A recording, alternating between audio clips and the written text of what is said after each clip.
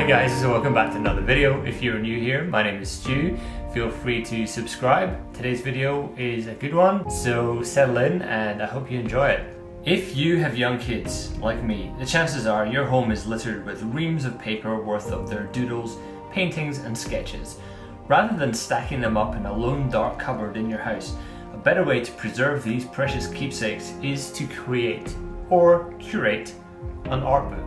Personally, this is something that I like to do every year, typically around Christmas time. The reason being, this can also be a great gift for family members and for loved ones, particularly the ones that are impossible to buy for. Seriously, how hard is it to buy a present for some people? The process that I use can be broken down into 3 simple steps: capture, edit, and curate. This video is going to go through my process for the first 2 steps in the interest of keeping things short and sweet. And I'll capture the curate process in a future video, as we can go pretty deep there. Even if you have no desire to make a printed book, hopefully there will be some handy little tips in this video that you will be able to use for yourself for creating and photographing 2-dimensional flat artifacts. The first step, capture. The key here is consistency and simplicity. I will typically capture or photograph my kids' artwork at the end of every month, so it is crucial that my process is consistent and identical every time. So when I come to curating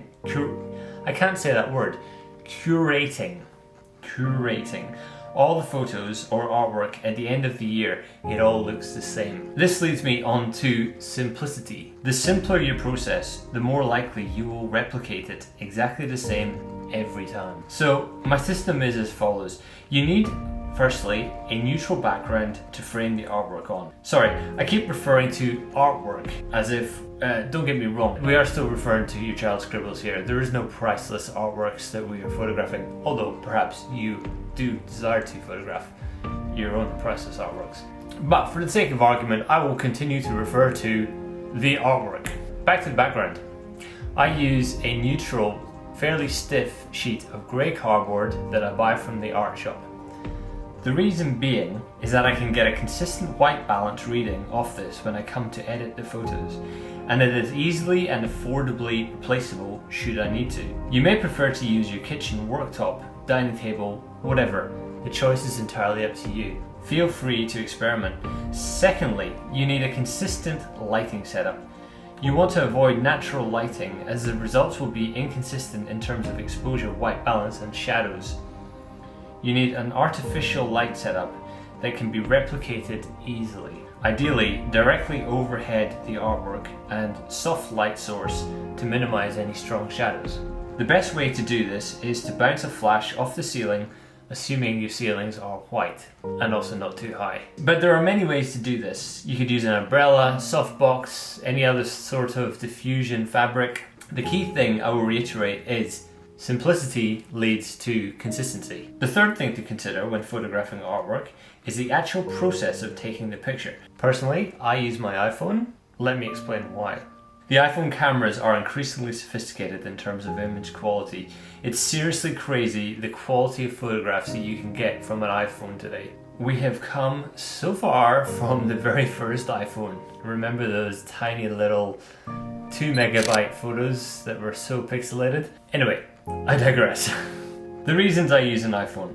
The edge-to-edge sharpness is pretty decent, particularly if your phone is absolutely perpendicular with the focal plane, which is made super easy to achieve by way of the indicators on the default camera app. Secondly, if you happen to own an Apple Watch, then you can use that to trigger the camera without the need to physically touch the phone, which will remove any potential for a camera shake. Obviously, you could also do this with a mirrorless camera and a traditional camera trigger if you choose to. Thirdly, and again, this comes back to simplicity, I use Adobe Lightroom to edit all my photos and have the mobile version on my phone, which means I can import them directly to Lightroom just after I've captured them and immediately start editing them. But we will get to editing a little bit later on. Once you have decided on your camera, you need to consider a setup to facilitate taking the photos. given it is essentially a flat lay setup that we are going for here. There are a number of ways to set up a camera on a tripod to take a flat lay shot. I personally use a very inexpensive device that I picked up from Amazon, linked below in the description, and it's by no means the best, but it does the job. So that wraps up the capture process. Let's move on now to editing. So now that we have captured the photos, I'm just going to run you through the editing process. I do that here on my phone. I use Lightroom Mobile, and I'm just going to run you now through the process that I use. I'll typically just fire up Lightroom Mobile after I finish taking the photos, hit the import button, and then select from camera roll.